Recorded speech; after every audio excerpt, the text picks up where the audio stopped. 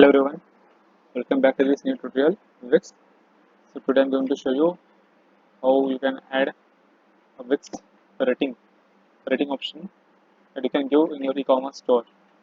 So to start with, I open editor Wix editor, classic editor, and here click on plus and click on input, then ratings. So you can add this. You can add the below one. Click on set up on ratings.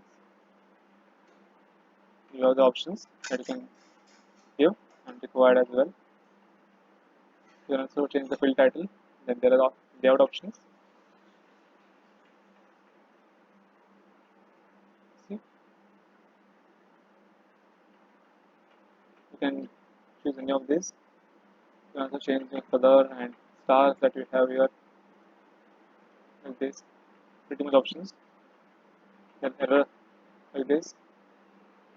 Focus also has the option. You can change here as well. Something like this. Then that's about it. And then you have the animation option. Then you can connect to data if you want sometimes. So preview it. This page.